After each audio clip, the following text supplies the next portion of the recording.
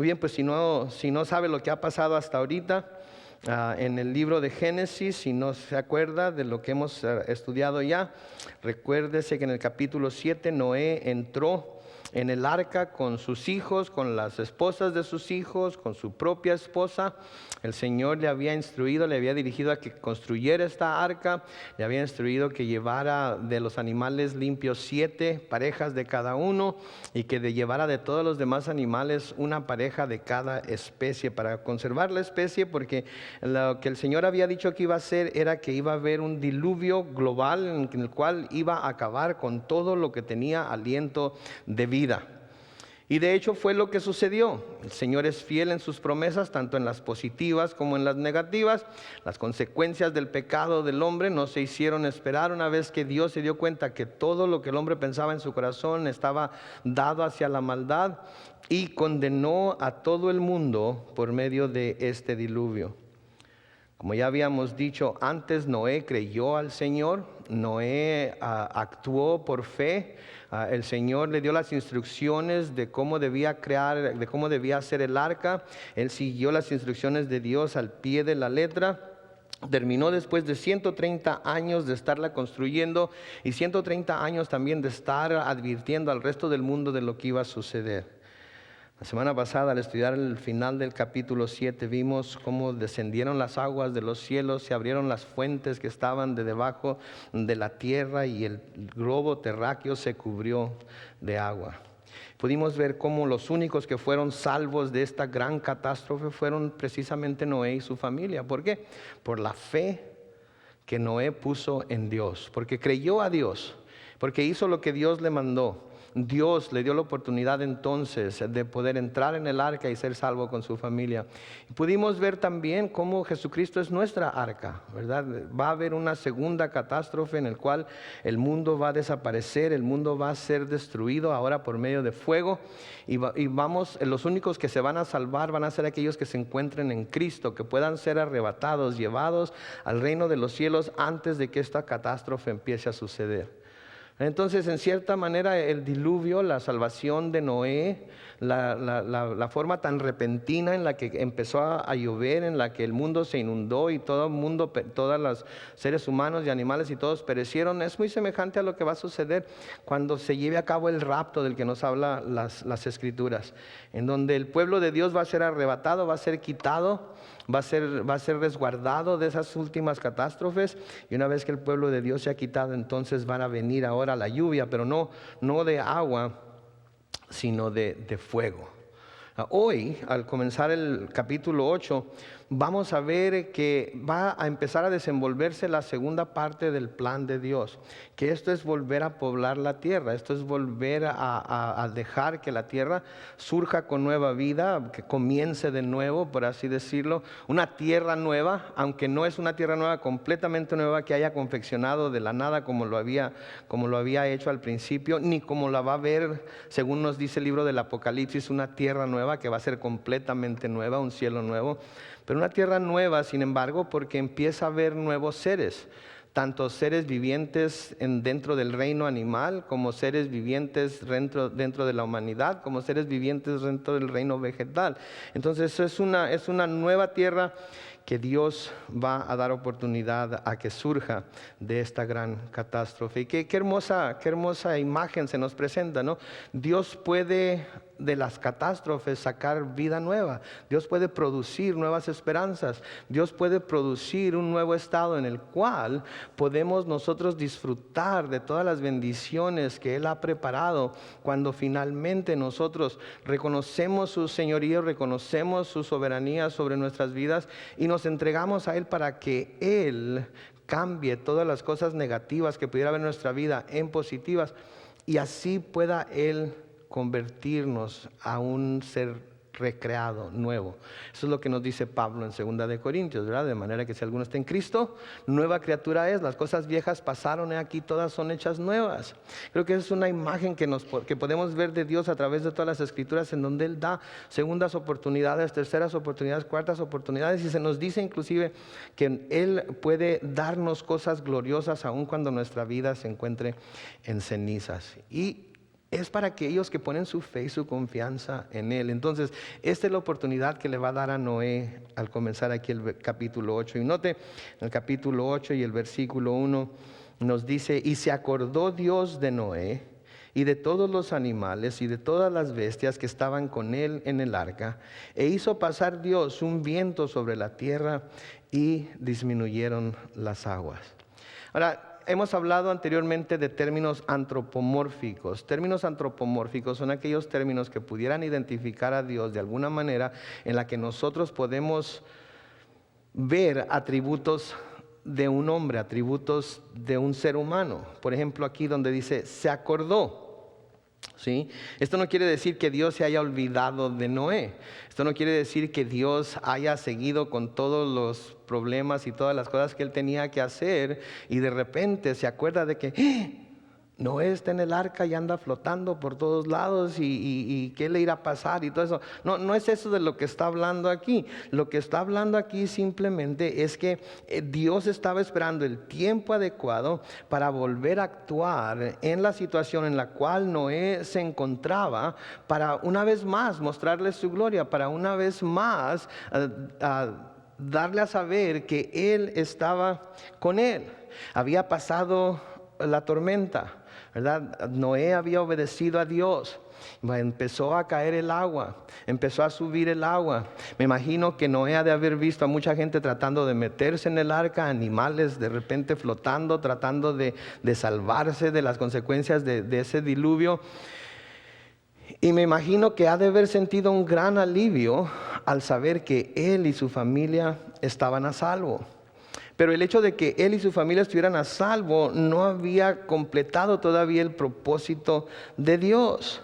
Sí, tenía ahora que, después de haber sido salvo del diluvio, ahora tenía que esperar a que Dios obrara de tal manera que él iba a poder bajarse del arca e iba a poder poner su pie de nuevo sobre tierra firme e iba a poder seguir con el plan que Dios tenía. Dios lo tenía, por así decirlo, en espera. ¿Sí?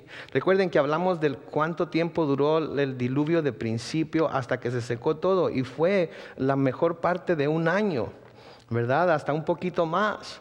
Entonces podemos ver que Dios lo tenía así en espera, ¿sí? Y a veces eso es lo mismo que sucede con nosotros, ¿no es cierto? Digo, todos sabemos, los que hemos puesto nuestra esperanza en Cristo, los que hemos puesto nuestra fe en Él, todos sabemos que somos salvos.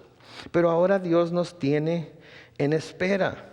Sí, y a veces Dios nos pone en espera porque Él tiene un propósito en ello. Porque Él quiere que nosotros podamos tener esas experiencias con Él, que solamente cuando estamos en esa posición de esperar podemos tener. Ese acercamiento a Él, que solamente cuando estamos en esa posición de esperar podemos buscar. ¿Sí? Él espera que llegue el momento preciso. Él espera a que estemos en ese lugar en el que Él nos quiere para poder manifestarse una vez más a nosotros. Sí, Noé había creído en Él en todo lo que lo había llevado hasta el diluvio. Noé había puesto su confianza en Él en todo lo que lo había llevado hasta el diluvio. Ahora tiene que empezar a poner su confianza en Él para todo lo que sigue después. Y ese es un ejemplo para nosotros. Hemos puesto nuestra confianza para nuestra salvación. Hemos puesto nuestra confianza en Dios para nuestra salvación. ¿Amén? No hay muchos amenes. Hemos puesto nuestra confianza en el Señor para nuestra salvación. ¿Amén? Amén, ok. Ahora también tenemos que poner nuestra confianza en el Señor para todo lo que va a suceder desde el momento en el que fuimos salvos y hasta el momento en el que Él nos llame a su presencia o hasta el momento que Él venga por su iglesia. Y a veces durante ese tiempo hay cosas que suceden que nos hacen pensar en dónde está Dios. Me imagino yo que esto ha de haber sucedido con Noé. Imagínense, sí, pasan los días, pasan las semanas, empiezan a pasar meses y está dentro de un arca llena de animales sucios, animales que empiezan a despedir malos olores. Animales que se van a portar como animales. Y luego tiene a sus hijos y a las esposas de sus hijos. Y si sus hijos no se llevaban bien con sus esposas, iba a tener que soportar también pleitos entre sus hijos y sus esposas. Digo, los que tienen hijos y tienen hijos casados ya, cuando sus hijos pasan por problemas, no pueden más que ser afectados, especialmente si esos hijos les hablan para pedirles consejo, les hablan para pedirles dirección o etcétera, etcétera. Se sentían afectados. Entonces imagínense a Noé en el arca diciendo que me salvé del diluvio, Dios me salvó, Dios me ayudó a que mi familia y yo nos salváramos, pero ¿y ahora? Esto es insoportable. Imagínense ustedes, ¿verdad? A veces nosotros llegamos a ese punto en nuestra vida, ¿no es cierto? Señor, esto es insoportable. Ya no lo aguanto más, ya no lo soporto más. El otro día estábamos platicando mi niña y yo, mi niña de 13 años y yo en mi oficina. Y salió de ella decirme, ¿sabes qué, Dad? Yo ya quisiera estar en el cielo mejor. Porque a sus 13 años se ha dado cuenta que la vida no es fácil. A sus 13 años se ha dado cuenta que ha tenido que empezar a lidiar con gente que no es fácil de lidiar con ella, comenzando con su padre, ¿verdad? Y ya dentro de ella ya está ese deseo a los 13 años de querer estar en el cielo. Sí, yo le dije, ¿sabes qué, Hani? Si fuera por mí, yo ya estuviera allá, pero tenemos que esperar a que Dios nos llame, a que Dios nos lleve, a que Dios vea que las circunstancias están como deben estar para que esto suceda. Y a veces llegamos a ese punto donde ya no soportamos, ¿verdad? Porque aun cuando sabemos que somos salvos y tenemos el gozo de nuestra salvación y sabemos que el cielo nos está asegurado, tenemos que lidiar con tantas cosas aquí en la tierra. Así como Noé tenía que lidiar con tantas cosas dentro del arca. Entonces había creído en Dios, había obedecido a Dios, había sido salvo por su obediencia a Dios, por su fe a Dios. Dios miró esa fe y Dios le salvó. Sabía que Noé le iba a obedecer, por lo tanto a él le dio las instrucciones, se las dio por gracia. Pero ahora tiene que lidiar con lo que sigue. Y lo que sigue a veces no es fácil. Así como nosotros, lo que sigue a veces no es fácil.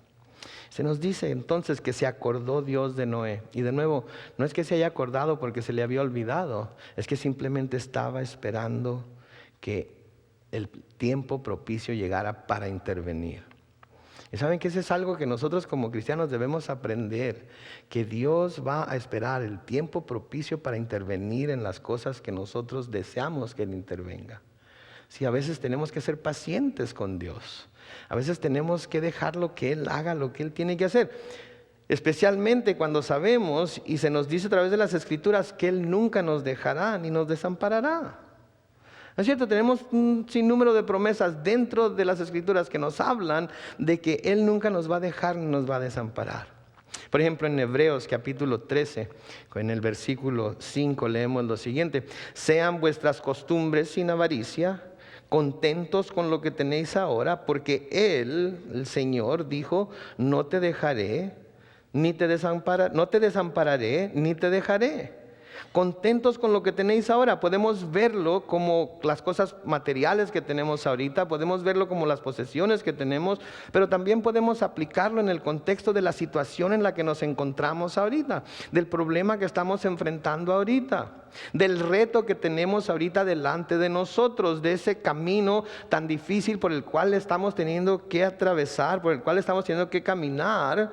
Tenemos que estar contentos en donde nos encontramos ahora. ¿Por qué? Porque se siente bonito, porque es muy placentero lo que estamos pasando, porque trae mucha felicidad a nuestro corazón. No, podemos estar contentos y podemos tener gozo y podemos estar conformes porque Él nos ha dicho, no te desampararé ni te dejaré. Dios está ahí con nosotros y no nos va a dejar.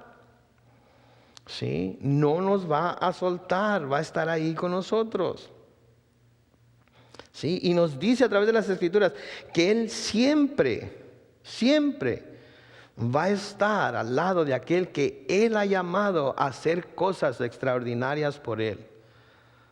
Así como así como Noé podía saber que él iba a estar con él, así también toda persona que Dios ha llamado a que haga cosas extraordinarias de parte de él para manifestar su presencia, para manifestar su existencia y su amor en el mundo, a todas estas personas él iba a ir delante, a un lado y detrás de ellos siempre. Y saben que esa promesa es para nosotros también. De que Él siempre va a ir delante. Donde sea que Él nos guíe, Él va a ir delante. Por eso es nuestra guía. Y no nos va a llevar por lugares en los cuales Él no va a estar ahí de principio a fin. Ahora, a veces nos va a llevar por lugares que nosotros vamos a decir, esto está peligroso, esto está medio feo, esto está medio tenebroso. Pero ¿saben qué? ¿Qué dice el salmista en el Salmo 23? Aunque ande en valle de sombra de muerte, no temeré mal alguno. ¿Por qué? Porque tú estarás conmigo. Entonces tenemos que caminar en esta tierra con esa misma confianza. Sí, porque a través de todas las escrituras podemos ver aquellas personas que Dios ha llamado, que Él ha ido delante de ellos, que Él los ha protegido.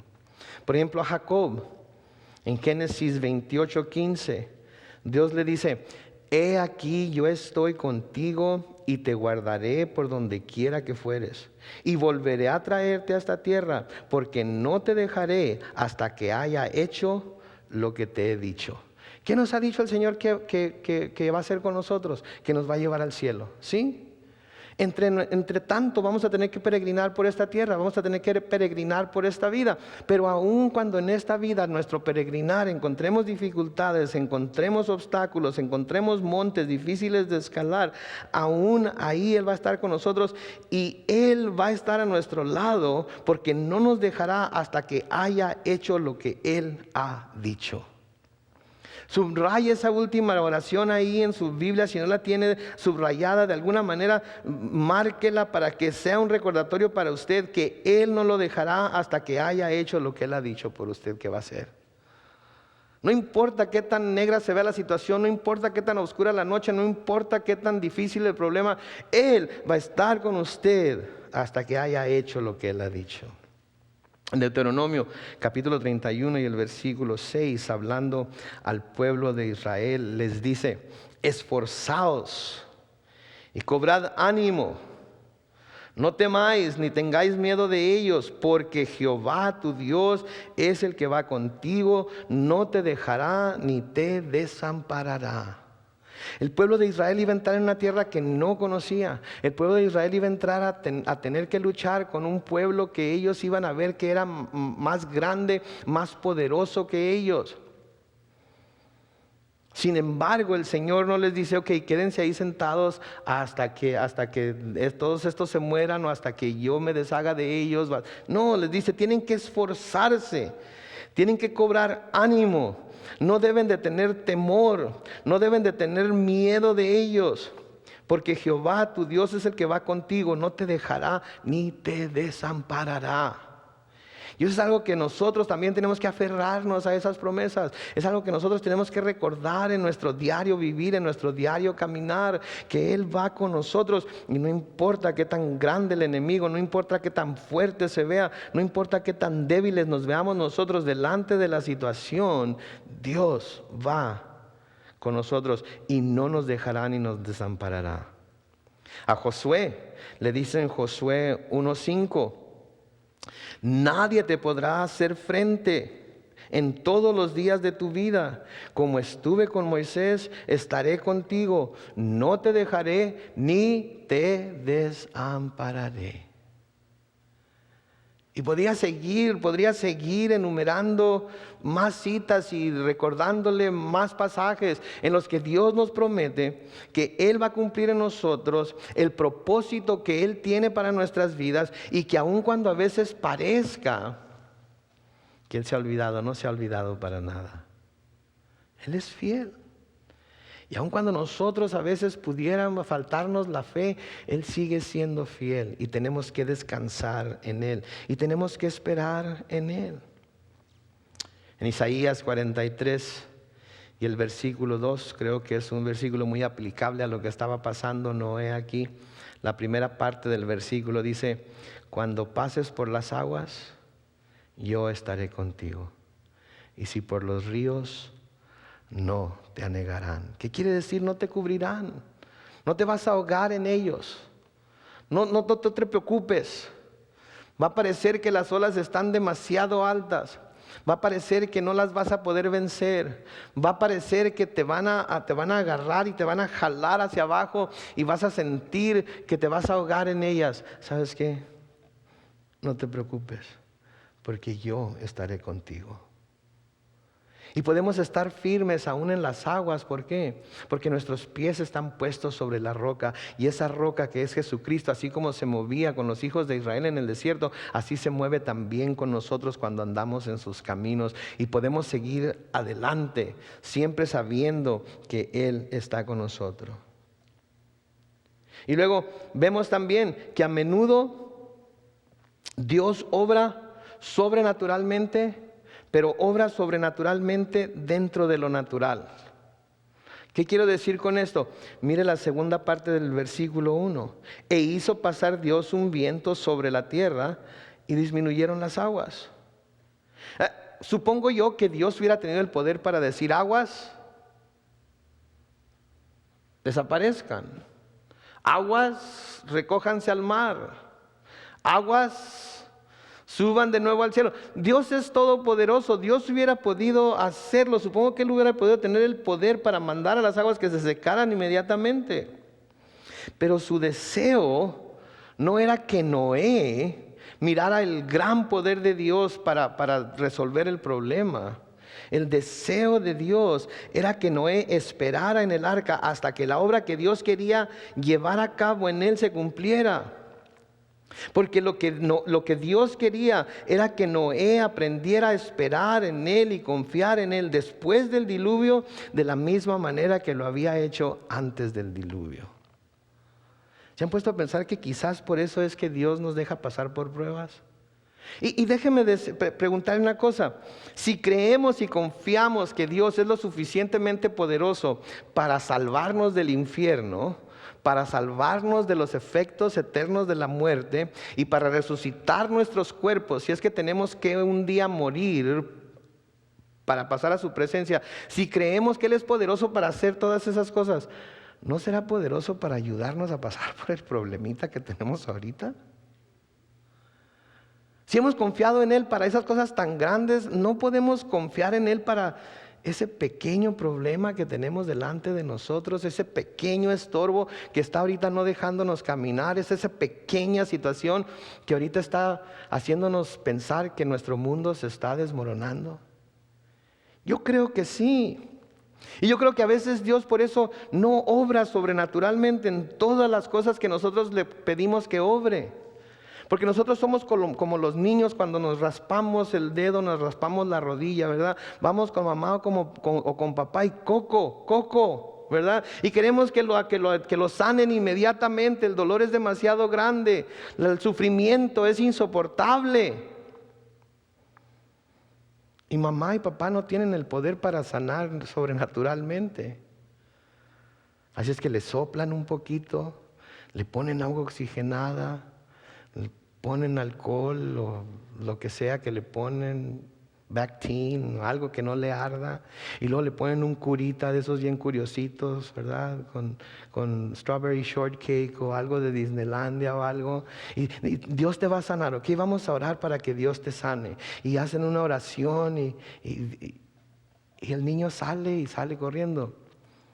¿Sabe que si usted tuviera el poder de decir, sana ese raspón inmediatamente, se iba a sanar el raspón? ¿Y qué es lo primero que iba a hacer el niño? Salir corriendo a jugar otra vez, ¿no es cierto? Y cada vez que tuviera algún problema el niño, ¿qué iba a venir? Mamá, papá, haz lo mismo que hiciste la otra vez porque tengo otro problema, tengo otro dolor, tengo otro raspón. Dios es un Dios poderoso. Dios es un Dios de milagros. Dios es un Dios sobrenatural. Dios es un Dios espiritual que puede con su voz únicamente, que puede con sus palabras únicamente hacer que el universo empiece a existir. Pero a veces decide, como en esta ocasión, hacer las cosas sobrenaturales dentro de lo natural para que nosotros aprendamos a confiar en Él, a esperar en Él, a volver a Él y a pasar tiempo con Él. Porque el deseo más grande que tiene Dios de parte de nosotros es que podamos nosotros saber cuán importante para Él es que nosotros tengamos una relación personal con Él. Los cristianos tenemos la tendencia o la costumbre, no sé cómo llamarla, ¿verdad? Y lo veo mucho en Facebook y escucho a muchos cristianos decirlo: no es una religión, es una relación. Bueno, entonces le voy a preguntar ahorita, piense en su mente y en su corazón, ¿qué está más fuerte en su vida ahorita? ¿Su relación con Dios o su religión? ¿Su relación con Él o su religión? Porque hay muchos cristianos que hablan de que el venir al Señor Jesucristo, el venir a Dios no es una religión, es una relación. Pero luego todo lo que hacen se convierte en una religiosidad y no se hace por la relación que tienen con Él. Y creo que cuando Dios obra naturalmente dentro de o sobrenaturalmente dentro de lo natural, es porque Él quiere que nos acerquemos a Él, que vayamos a Él, que platiquemos con Él, que le contemos a Él. ¿Qué sentiría usted si su niño se cae y se raspa la rodilla y corre a la casa del vecino para que el vecino lo cure, para que el vecino le ponga el curita? Yo me siento muy celoso cuando mi hija llega a veces a la casa y habla del profesor fulano de tal, uy, que bien explica y que quién sabe qué, quién sabe cuánto. Y yo pongo a pensar, yo también sé explicar, pregúntame a mí. Tiene muy buenos maestros y todo lo demás, pero eso me lo deberías preguntar a mí. Se siente uno mal. ¿Cómo creen que se siente Dios? Cuando en lugar de ir a Él, a buscarlo a Él, a buscar su rostro, a buscar su consuelo, lo buscamos en todo tipo de cosas, inclusive en nuestra religión. Pero hacemos alarde de que lo nuestro no es una religión, es una relación, y nuestra relación con Él a veces es no existente, o apenas ya existe. Dios quiere que a través de las pruebas nosotros nos acerquemos más a Él. Él tiene un propósito en ellas. ¿Sí? Él tenía ese propósito en Noé, en hacerlo esperar el tiempo que lo tuvo que hacer esperar, en hacerlo ver que Dios tenía el poder para que el viento soplara y secara la tierra. Él tenía ese propósito de que Noé pudiera desarrollar en sí mismo la misma fe, paciencia y obediencia que hubo en la construcción del arca, ahora después de que había sido salvo de las aguas.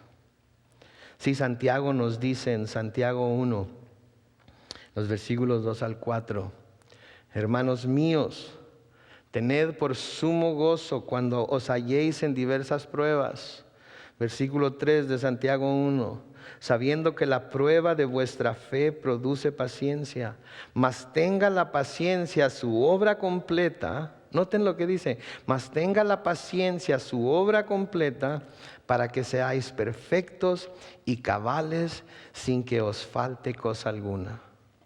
Dios quiere que nosotros permitamos que la obra tenga su efecto completo, porque cuando permitimos que esa obra haga todo, esa prueba haga todo lo que va a hacer en nosotros, entonces somos perfeccionados, entonces nuestra fe es una fe cabal, entonces nos dejan de faltar aspectos de nuestra fe, que si Dios hiciera todo por nosotros sobrenaturalmente como nosotros quisiéramos que lo hiciera, nunca podríamos lograr.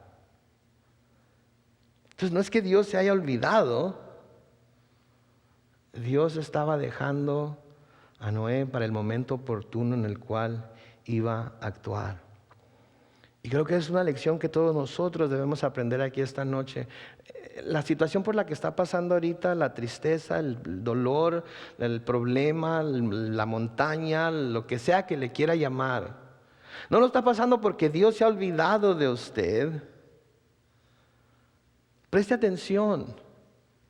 Vea si Dios quizás está obrando en una manera natural, dentro de lo sobrenatural o sobrenaturalmente dentro de lo natural, para hacerle entender, para hacerle saber, para ayudarle a acercarse más a Él, para que una vez que la prueba termine, entonces sea perfecto, cabal, sin que le falte cosa alguna. Para que cuando venga la próxima, usted pueda saber y confiar en que Él está con usted. En el versículo 2 de Génesis 8 dice: y se cerraron las fuentes del abismo y las cataratas de los cielos, y la lluvia de los cielos fue detenida. Y las aguas decrecían gradualmente de sobre la tierra, y se retiraron las aguas al cabo de 150 días. Y reposó el arca en el mes séptimo, a los 17 días del mes, sobre los montes de Ararat. Noten lo que dice el versículo 3. Y las aguas decrecían gradualmente de sobre la tierra, y se retiraron las aguas al cabo de 150 días. Sí, gradualmente. Dios nos lleva por un proceso, pero ese proceso es tan importante, como el resultado final. Porque cuando terminamos en ese proceso y miramos hacia atrás, nos damos cuenta que cada paso que dimos, Dios estuvo ahí con nosotros. Dios fue el que nos acompañó, Dios fue el que nos sustentó. Luego dice que reposó el arca en el mes séptimo, a los 17 días, sobre los montes de Ararat. El monte de Ararat se encuentra en Turquía oriental, muy cerca de Irán e Irak. Y creen que han encontrado el arca de Noé ya, han encontrado una forma que tiene la forma de barco, y que tiene que es una madera que está petrificada ya, y creen que es el arca de Noé. Quise buscar algo que concretamente me dijera que eso era, pero todavía las investigaciones se están llevando a cabo, así es que no quiero decir sí es cierto, la encontraron, y luego que se descubra que es una foto de alguna manera manipulada, y digan: ya ven, el pastor Carlos no sabe ni lo que está haciendo, no investiga, nada más habla porque lo vio en el internet. Hay mucha gente que cree que todo lo que lee en el internet es cierto a propósito, ¿ok? No se crean de todo lo que dice el internet, que muchas de las cosas son inventadas, así es que investiguen. Versículo 5 dice: y las aguas fueron decreciendo hasta el mes décimo. En el décimo, al primero del mes, se descubrieron las cimas de los montes. De nuevo, sí, esta es una obra que Dios está haciendo. Esta es una obra que, así como Él permitió que las aguas inundaran al mundo entero, así Él está llevando a cabo esta obra de que las aguas también se retiren. De hecho, en el Salmo 104, los versículos 5 al 9 dicen: Él fundó la tierra sobre sus cimientos, no será jamás removida. Con el abismo como su vestido la cubriste, sobre los montes estaban las aguas, a tu reprensión huyeron. O sea, Dios fue el que las hizo que menguaran, pero en el momento o en el tiempo que Él quiso. Al sonido de tu trueno se apresuraron. Subieron los montes, descendieron los valles, el lugar que tú les fundaste. Les pusiste término, el cual no traspasarán ni volverán a cubrir la tierra. Hablando aquí de ese pacto que vamos a ver más adelante que Dios haría con Noé. Versículo 6 de Génesis 8 dice: sucedió que al cabo de 40 días abrió Noé la ventana del arca que había hecho, y envió un cuervo, el cual salió y estuvo yendo y volviendo hasta que las aguas se secaron sobre la tierra. Envió también de sí una paloma para ver si las aguas se habían retirado de sobre la faz de la tierra, y no halló la paloma donde sentar la planta de su pie, y volvió al arca porque las aguas estaban aún sobre la faz de toda la tierra. Entonces Él extendió su mano y tomándola la hizo entrar consigo en el arca. Esperó aún otros 7 días y volvió a enviar la paloma fuera del arca. Y la paloma volvió a él a la hora de la tarde, y he aquí que traía una hoja de olivo en el pico, y entendió Noé que las aguas se habían retirado de sobre la tierra. Noten, primero manda un cuervo, ¿sí? Manda un cuervo, un ave de carroña se le llama, ¿verdad? Que en cuanto mirara o oliera o probara algún animal muerto que se encontrara, ya no iba a volver, ¿sí? Pero luego manda una paloma también. Y esa paloma va y viene, va y viene. Esa es una característica de las palomas, que siempre vuelven a casa. Va y viene, hasta que un día vuelve a casa, pero vuelve con una rama de olivo, con una hoja de olivo en el pico. Y hasta ahorita, todavía, cuando vemos una paloma con una rama de olivo en el pico, simboliza paz. Simboliza paz, es el símbolo de la paz, la paloma blanca, ¿verdad? Vemos cómo sueltan palomas blancas en las Olimpiadas, etcétera, etcétera. ¿Por qué? Porque para Noé el hecho de que la paloma fuera y volviera con esa rama de olivo significaba que la tierra se había secado. Versículo 12 dice: y esperó aún otros 7 días, y envió la paloma, la cual no volvió ya más a él. Y sucedió que en el año 601 de Noé, en el mes primero, el día primero del mes, las aguas se secaron sobre la tierra, y quitó Noé la cubierta del arca, y miró, y aquí que la faz de la tierra estaba seca. Y en el mes segundo, y en el mes segundo, a los 27 días del mes, se secó la tierra. Entonces habló Dios a Noé diciendo: sal del arca, tú y tu mujer y tus hijos y las mujeres de tus hijos contigo. Noten de nuevo la paciencia de Noé aquí. La paloma ya había vuelto con la rama o la hoja de olivo. Sí, él podía ver la tierra seca, él podía imaginarse que ya había árboles, cuando menos olivos, por la rama que la paloma había traído. Sin embargo, no se apresuró a salir del arca y a sacar a todos los animales y a todas las personas que estaban con él, sino que hasta que Dios le dijo que saliera, hasta entonces fue que Noé se dio a la tarea de salirse. Otra lección muy importante para nosotros también aquí. Debemos esperar las instrucciones claras de Dios para saber lo que Él quiere que hagamos, cómo quiere que lo hagamos y si quiere que lo hagamos. A veces nos desadelantamos a Dios, porque el deseo que tenemos en nuestro corazón de lograr algo, de tener algo, de disfrutar de algo, nos apresuramos y nos adelantamos a Dios y no esperamos a que Él sea el que nos diga: esto es lo que quiero que hagas. Y luego hacemos lo que pensamos hacer y nos salen las cosas todas mal y echamos la culpa a Dios, porque Dios no estaba con nosotros, porque Dios nos estaba cuidando, porque tú me permitiste que lo hiciera, Dios. Si tú no me hubieras permitido que lo hiciera, esto no me hubiera sucedido.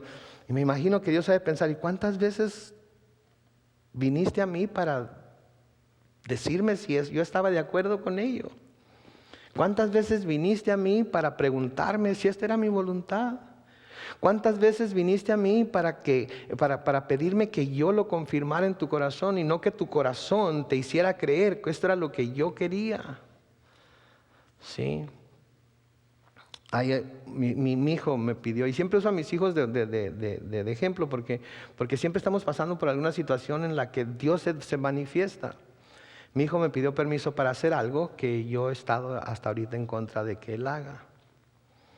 Y yo como padre, muy fácilmente le hubiera podido decir: ¿sabes qué? Pues yo soy tu padre, te guste o no te guste, te cuadre o no te cuadre, yo soy tu padre y lo que yo diga lo vas a hacer, y esto no me parece.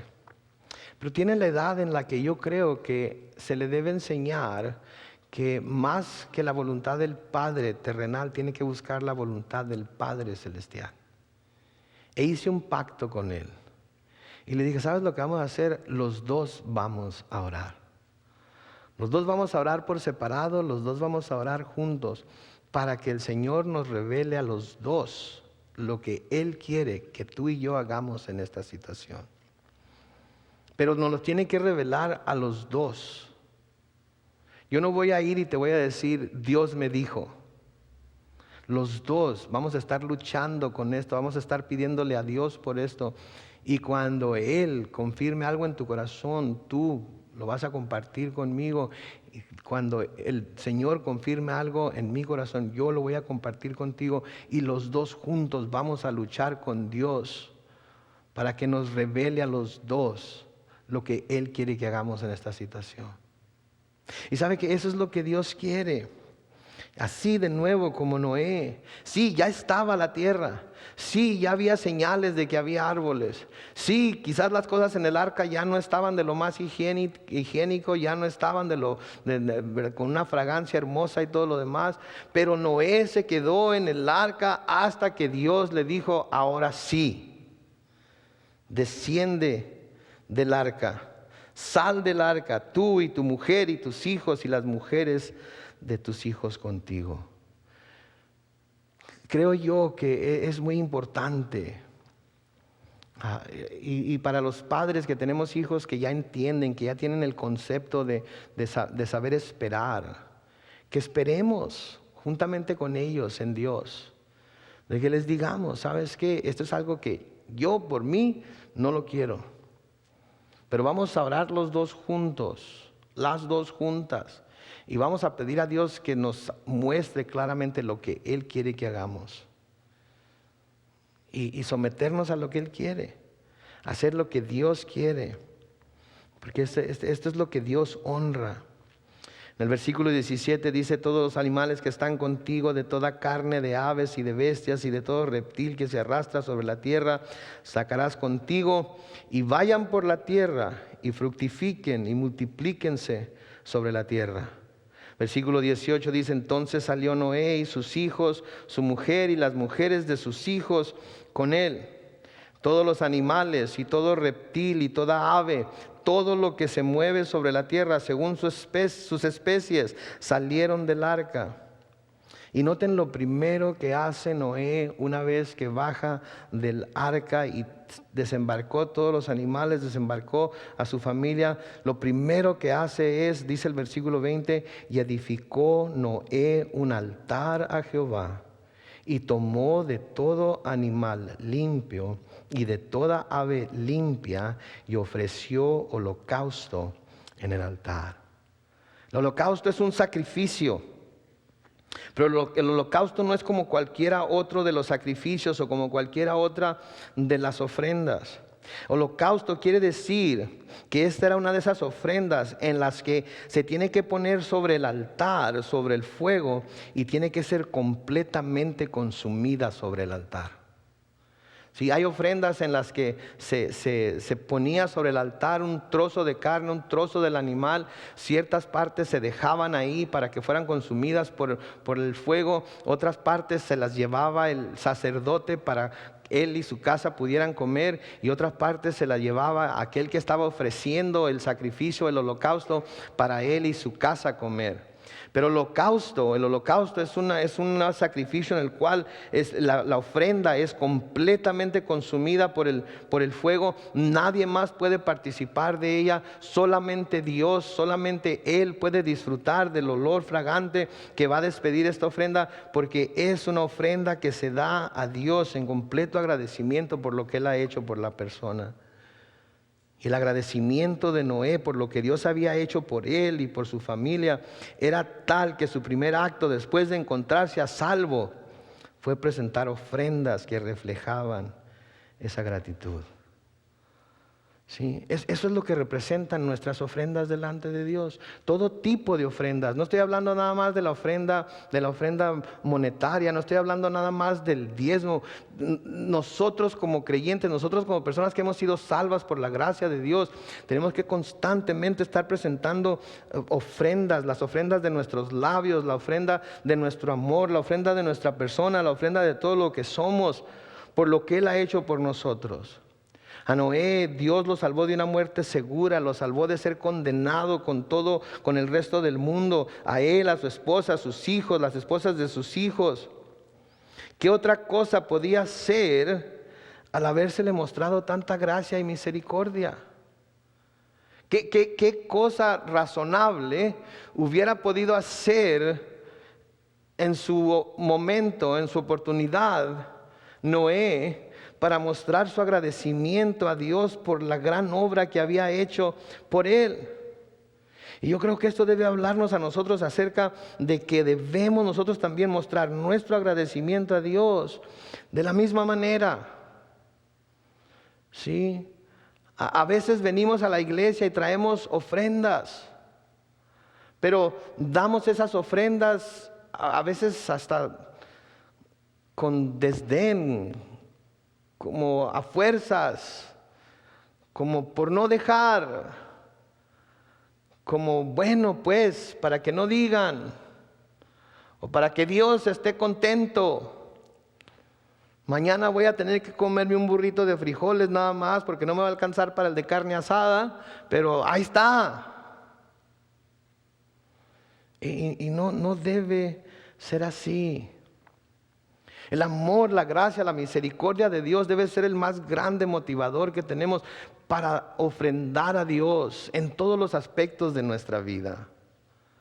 En todos los aspectos de nuestra vida. Sí, a veces queremos, como los papás desobedientes, ¿verdad? Queremos comprar a Dios con nuestra ofrenda. No se trata de comprar a Dios. Se trata de que le debemos todo a Dios. Todo lo que somos se lo debemos a Él. Todo lo que tenemos se lo debemos a Él. Y aun cuando lo hayamos ganado con el esfuerzo de nuestros lomos y aun con nuestra inteligencia y todo lo demás, Él fue el que nos tuvo que dar esa inteligencia y esas fuerzas y esa sabiduría y esa habilidad para poder ganarnos el pan. Y todo viene de Él. Nuestra vida entera debe ser una ofrenda. Sí. Ahora, Noé presentó las ofrendas para que Dios no lo fuera a castigar, para que Dios lo salvara, o presentó la ofrenda porque Dios ya lo había salvado. Es lo segundo, ¿no es cierto? Es lo segundo, ya estaba salvo, ya no había peligro de diluvio, ya no había peligro de ahogarse. Pero el hecho de que Dios lo había salvado despertó en su corazón ese deseo de presentarle sacrificios, de presentarle ofrendas. Entonces debemos venir a Dios con nuestras ofrendas. ¿Es justo y necesario? ¿En verdad es justo y necesario? Sí, es justo y necesario. Es justo y necesario. En primer lugar, cuando venimos a Dios, lo que Dios desea que nosotros hagamos y lo que Él desea de nosotros como ofrenda es un corazón humilde, un corazón que se da cuenta de su estado y está dispuesto a humillarse delante de Dios para recibir su perdón. David, después de haber cometido adulterio con Betsabé, después de haber sido confrontado por Natán el profeta, escribió el Salmo 51, y en el Salmo 51 él le dice a Dios: Señor, yo te daría todos los sacrificios del mundo que pudiera darte, pero eso no es lo que tú quieres. Yo sé que eso no es lo que te satisface, yo sé que eso no es lo que te va a traer gozo, yo sé que eso no es lo que te va a mover. Y en el Salmo 51 y en el versículo 17 David escribe: los sacrificios de Dios son el espíritu quebrantado, al corazón contrito y humillado no despreciarás tú, oh Dios.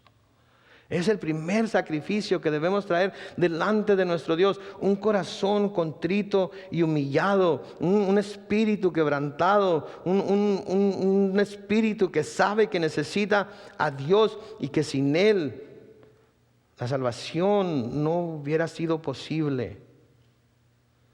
Pero una vez que nos hemos dado cuenta de la realidad de lo que Dios nos ha salvado por medio de su Hijo Jesucristo, cuando nos damos cuenta y podemos ver que si no hubiera sido por Él, hubiéramos sido condenados a una eternidad en el infierno, una eternidad de sufrimiento. Entonces, cuando nos damos cuenta de esa realidad, de esa verdad, entonces no podemos más que estar de acuerdo con lo que Pablo dice cuando escribe a los romanos en Romanos 12:1. Así que Hermanos, os ruego por las misericordias de Dios que presentéis vuestros cuerpos en sacrificio vivo, santo, agradable a Dios. Noten lo que dice, que es vuestro culto racional. En otras palabras, no hay algo que pueda ser más necesario, más lógico que el presentarse a sí mismos como un sacrificio vivo y santo, agradable a Dios. Por todo lo que Él hizo, por todo lo que Él ha hecho, por lo que sigue haciendo y por lo que todavía está por hacer. El culto racional, lo único que suena razonable, lo único que suena como que es justo, es que ustedes se presenten a sí mismos como sacrificios vivos delante de Dios. Porque es solamente hasta que hacemos eso que todos los demás sacrificios y todos los demás ofrendas y todos los holocaustos y nuestros diezmos y todo lo que hacemos va a tener sentido. Porque nos damos cuenta que todo lo que somos es de Él, para Él y en Él subsiste. Él es nuestro todo en todo. Y cuando finalmente nos entregamos a Él en ese sacrificio vivo, santo, agradable a Dios, esto produce otros tipos de sacrificios que también traen a Dios placer, también traen gozo al corazón de Dios, y no solamente al corazón de Dios, sino al gozo los unos de los otros. En Hebreos capítulo 13, los versículos 15 y 16, dice lo siguiente: así que ofrezcamos siempre a Dios por medio de Él, de Jesucristo, sacrificio de alabanza, es decir, fruto de labios que confiesan su nombre. Noten el versículo 16: y de hacer bien y de la ayuda mutua no os olvidéis, porque de tales sacrificios se agrada Dios.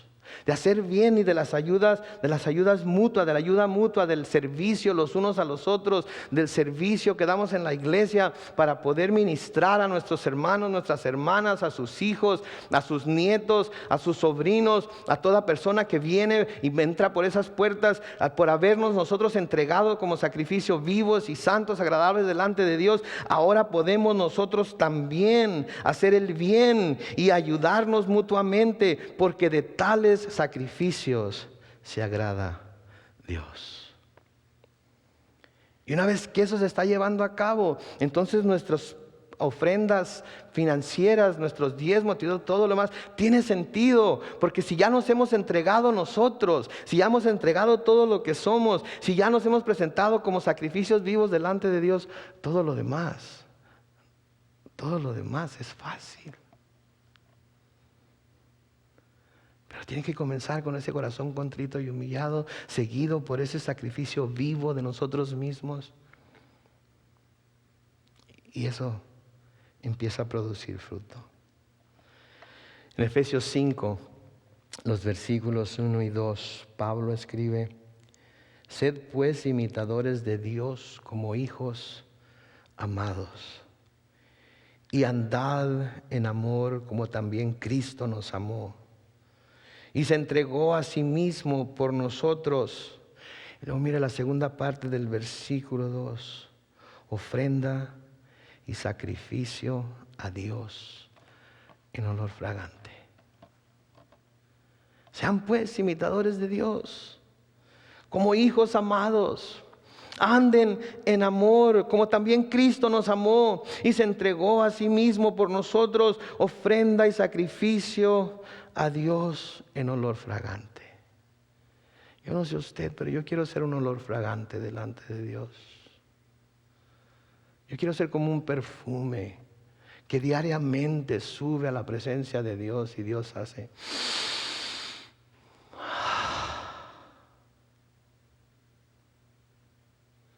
¿No es ese su deseo también? ¿No es eso lo que quisiera? Saber que su vida es delante de Dios. Acuérdese entonces de lo que Dios ha hecho por usted, así como Noé cuando bajó del arca y lo primero que hizo fue levantar un altar y presentar holocaustos. Así, mañana al despertar a un nuevo día, al ver de nuevo el sol salir o las nubes que están dejando caer su lluvia, o el frío que lo hace sentir que está vivo, Levante un altar a Dios y preséntese a sí mismo delante de Él como sacrificio vivo y santo en olor fragante, porque es su culto racional. Y lo que va a suceder va a ser lo mismo que sucedió con Noé, versículo 21 de Génesis 8. Y percibió Jehová olor grato, y dijo Jehová en su corazón: no volveré más a maldecir la tierra por causa del hombre, porque el intento del corazón del hombre es malo desde su juventud. Ni volveré más a destruir todo ser viviente como he hecho. Terminando aquí el versículo 22. Mientras la tierra permanezca, paréntesis. El que diga aquí mientras la tierra permanezca, quiere decir que un día va a dejar de existir. Pero mientras permanezca, no cesarán la sementera y la siega, el frío y el calor, el verano y el invierno, el día y la noche. ¿Se fijan? Todavía estamos en ese tiempo. Todavía estamos en ese tiempo. Hay que aferrarnos a la gracia de Dios. Hay que hacer lo que Él nos ha llamado a hacer. Sí. A veces queremos hacer tantas cosas. A veces queremos servir en tantos ministerios. Otras veces no tanto, pero a veces. Cuando todavía no nos hemos presentado nosotros mismos como sacrificios. Y el que nunca desea servir, el que nunca desea presentar ofrendas, el que no tiene ninguna inquietud de mostrar su agradecimiento a Dios porque lo que Él ha hecho,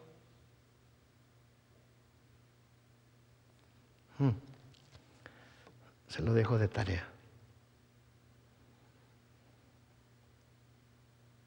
Pero deje y pídale a Dios que Él le revele qué es lo que debe hacer.